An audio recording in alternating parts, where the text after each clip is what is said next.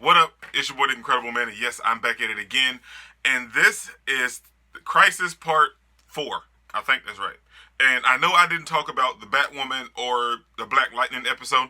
I felt because I watched those, but they didn't just really feel like they warranted anything to me. I loved all of the Easter eggs in the Batwoman episode. We got to see Smallville Clark Kent. We got to see Lex Luthor taking the Book of Destiny and killing a whole bunch of other Supermans, and him coming there and not wanting to kill that Superman because he gave up his powers. There was a lot of stuff going on in the Batwoman episode of the crossover, and it was just that episode to me felt more of like it was just thrown in a lot of Easter eggs and just really giving that out to everybody. That's why I didn't review that one. But it was a lot of nice stuff that happened. We got to see Jonathan being passed around and so much and everything, and we also got to see Kevin Conroy as Batman, but he had on like the exosuit because him and Superman had got into a whole brawl, and Superman put him in the thing. So like that was straight out of comics, and you guys know what I'm. Oh, it was the one Batman episode. Anyway, they referenced so much stuff in those in that episode that I really enjoyed, and having John Cryer back as Lex Luthor is always fantastic. He plays the role to perfection to me. He's a very good Lex Luthor. Yeah, there was just a lot of Easter eggs in that episode. We got to see Kingdom Come Superman, and Ray Palmer was boss as Kingdom Come Superman, and we got to see Lois kind of fawn over all the other Clark Kents. With Tyler Hoechlin just looking like, we have a child together, we're together, why are you looking at all these other guys like this? So it was nice to have all of that. And in the Black Lightning episode of the crossover, I liked the way that they handled it. Like, we couldn't really just dive right in and throw them straight into like the whole multiverse thing. It was nice the way that they worked them into the whole excuse me, into the whole crossover as a whole. They kind of just gave them a little inkling in a little window, all because of Jen's powers, the way her powers kind of connect, and she got hit with the antimatter wave. So it was nice to really see it that way, and then we kind of Black Lightning done the crossover the way Black Lightning does their TV show. Like, they stuck true to the characters and everything. And don't get me wrong, I love all of the shows, but Black Lightning, the way that they done this part of the crossover and the way that they interjected Black Lightning into the crossover was done very, very well and to perfection. It focused mainly on their characters, on their show, and it just showed a little inkling, and then at the end we saw Jefferson get sucked away. So that was so nice. That was nice. Now, tonight's episode, which is The Flash, oh boy. This episode has to, by far, is my favorite episode of Crisis that happened, like in the episodes until we see the other one in January 14th. But this one is my favorite episode. I'm saving this one. I DVR'd it and I'm keeping it. I ain't never deleting it. Well, I may keep the whole thing as a whole. But this episode is my favorite by far. A lot of stuff happened this episode. There were so many Easter eggs. At the beginning of the show, we see looks like that was Canary, I think. No, Huntress. And if I'm not mistaken, that's the same chick that played Huntress in Birds of Prey, I'm assuming. I've never seen the old Birds of Prey TV show, but with her talking to Oracle, that was the only inclination I had, and that's the only thing that could register in my mind, that she was the Huntress and Oracle, so that had to be Birds of Prey. That's the only thing that registered in my mind. Now, then we dive right back into the show, and we're still trying to figure out everything. And there's a lot of stuff that happened this episode, man. So with this being the Flash's episode, we knew that we were going to get Ralph, Caitlin, and Cisco, and more Iris this episode. And one of the funniest moments in this episode to me was when they showed up on the ship, and Ralph was like speaking to everyone. Hi, I'm Elongated Man. I'm another hero. This is so cool. Look at all of this. And Killer Frost was like, oh, don't mind him. It's his first crossover. So I love how they always play into that whole, this is their first crossover. We don't want to do any more crossovers. So it was nice to have that comedy aspect in this episode as well.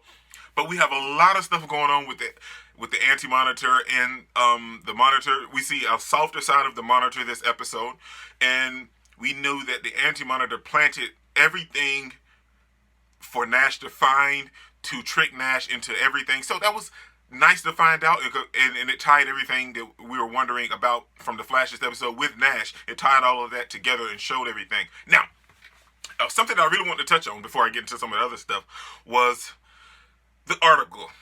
Even the Monitor said that Flash vanishing, missing in crisis. Now, at that time, the poster showed Barry's face, but also, let's be real, it looked like Grant Gustin's face. I mean, but at that time, it never registered in my mind that it could be another Barry, aka another Flash, and it turned out to be Earth 90 Flash, which is the one that started this whole, like Infinite Earths and everything from the other crossover. So it was nice to see them kind of bring that full circle to bring him back, and he sacrificed himself. That's the Barry / Flash that was vanishing and missing in crisis. And one of the most wonderful things in this episode that happened was when he started to disappear. They showed a flashback to the original Flash series and him and his wife having, or girlfriend, I think it was his wife, having a conversation, and then he just disappeared. And dude, by far, this is my favorite episode. But Crisis may be one of the coolest crossovers. Like, I like all of the other crossovers, but Crisis is the crossover. So then we have Harbinger still missing, and she's kind of warped, and her powers are kind of, and her mind's kind of messed up, and Anti-Monitor's kind of using her for his own will. But in this episode, we have John being brought to the ship, and him and Mia and John Constantine, they're going to Purgatory to get Oliver's soul back. And this is when something fantastic happened. And if you followed my channel from the first time or the first couple videos I posted, you would know that was about Lucifer. And I love Lucifer. I love the show so much. It's one of those fantastic shows that I loved it when it was on TV, and I even loved it when they put it on Netflix because I didn't have to deal with commercials anymore. But I love Lucifer, and Tom Ellis plays that role to perfection. Oh, I'm Lucifer Morningstar. Morningstar, as in the devil? Yes! So, this was cool. We end up going to Earth 666. Now, that was such a nice reference to, and then it was Los Angeles. It was such a nice reference to Lucifer. So then we get there. We have John, Mia, and John Constantine, John Diggle, and John Constantine going to meet Lucifer, and we know Lucifer knows John Constantine because, his whole soul with the purgatory thing. So there's a lot of stuff going on there. And he was like, they start talking, and Lucifer, his old charming self, and he asks Mia, what is it you desire? I desire to have my father back. So Lucifer gives them a card to get into Purgatory, and if that card vanishes, then they're trapped in Purgatory. Excuse me, so they have to get out before the picture on the card vanishes. Now, what I loved was that, let's be real, that was my favorite Easter egg. If I'm being 100%, just seeing Lucifer in the show was my favorite Easter egg. I knew he was going to be in it. I read it in an article that he was going to be in the crisis, but I didn't know how big his part was going to be. It was a very small part, but it was big at the same time, if you catch my drift. Now, so they get into Purgatory, and they're trying to save Oliver's soul. They come in contact with Oliver, and Oliver starts mollywopping. He starts beating the brakes off all of them, and then Diggle kind of gets him to calm down, and then he sees Mia, and they hug it out, and then we pan back to some other stuff, but then, I'm going to stick with this little story for a minute. So then they start to leave Purgatory. We come in contact. I can't think of his name. I know it. But anyway, the guy, Spectre. We come in contact with Spectre and his human form, which was the cop that was sacrificed, and he became the Spectre. And from what I gathered, Arthur, oh my gosh, I'm so sorry, you guys. Oliver is now the new Spectre. Dude, that is hardcore, man. Like, I've seen Spectre in a lot of stuff, but I never really read any of the Spectre comics or anything like that, so I don't know too much about him. I just read through him and seen him in some of the teams and stuff, but I never really just dove into the character itself. But I know of Spectre. Like, if you're a DC fan, you know of Spectre. And Oliver is the new Spectre. Now that itself is going to be cool. So then they leave Purgatory without Oliver, and they come back to the ship. But now let's go back to some of the other stuff. They also, now, while they're trying to figure out the whole thing, once they came in contact with, which is Cisco, Nash, Caitlin, and Barry, they broke into the Anti-Monitor's place because they figured out that he had a source of massive Anti-Monitor power coming from somewhere in Earth 1. They break into it, and they find it out, and they're trying to stop it, and that's when they come in with Earth 90, Barry Allen, and everything. And at that time, when the whole thing is about to go kaput, they bring in Black Lightning, baby. Last night I saw a superhero. He was black. He said, this is for the streets. Black Lightning is back. Okay, man. I can't believe they took Black. See, he wasn't a Paragon, so they didn't send him off to the other place. I'm pissed off about that because he was included in the crossover, but he didn't. He had a part, and his part was pretty huge, but like he didn't stay long. He didn't stay long enough to. I need a Black Lightning. Okay, now anyway, so they come in and the whole thing's about to go kaput, and Black Lightning saves them. Like before that though, he was pissed off. Like, what are you guys doing here? Where's my family? Send me back to my Earth. And they told him that they needed his help to save everybody. And he took in all of the energy from the machine, and he quoted his favorite little saying from his show, like, "Whose life is this? It's mine. What are you going to do with it? I'm gonna live it to the best of my abilities." So it was nice to have everything that reminisces of Black Lightning in the crossover. There was a whole bunch of other stuff happening too. We have the whole Batwoman and Supergirl thing going on with Supergirl trying to sacrifice herself or probably kill herself. We don't know because I'm with Kate. You don't know what could possibly happen if you use the Book of Destiny to try to bring back all of these Earths. You could kill yourself.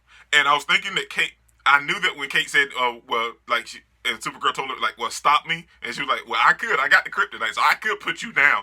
But that's not what they're trying to make Kate character to be, and I understand that, but at the same time, like sometimes, yeah, I love Supergirl's optimism so much, like in her show when in certain times when it's happening, but like this isn't the time to be that type of person. Like, we can't afford to lose you. You're one of the Paragons. You need to live. Let's be honest. So then they kind of resolved the whole thing, and Kate was willing to give her the kryptonite, and she was like, no, you keep it, and I'm hoping you have the courage not to use it. So it was nice to have that whole little conflict that they were kind of developing between each other resolve itself. And I was okay with that. I was totally fine with that. And I love that whole thing being wrapped up like that. What else happened? I'm trying to remember. Oh, then we have Dr. Choi. Dr. Ryan Choi. Anyway, if you're a Supernatural fan, you guys know that he was one of the it's been so long since I've seen Supernatural, but anyway, he was the guy that was on Supernatural, and he could read the tablets of like the angels and the demon tablets and stuff like that. So that was a nice callback from the CW to have him in place in the show in Crisis. That was nice. But then he gave a real legitimate answer when they asked him to help them with the Crisis. He's like, no man, I got a family. If the world's ending, I just want to go be with my family. But and then you got to look at like how the whole thing played out. Like, dude kind of had a point.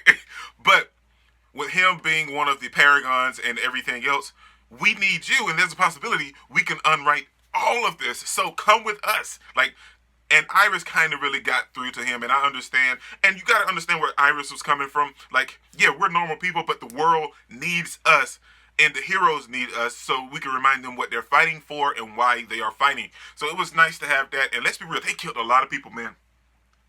When Lyla, aka / Anti-Monitor, taking over Lila's body, came onto the ship, and like, dude, she just put the brakes on Diggle, didn't she? I mean, dig, man, come on, you've been a vigilante for like 6 years now. Like, you should be a little wary of some of this stuff.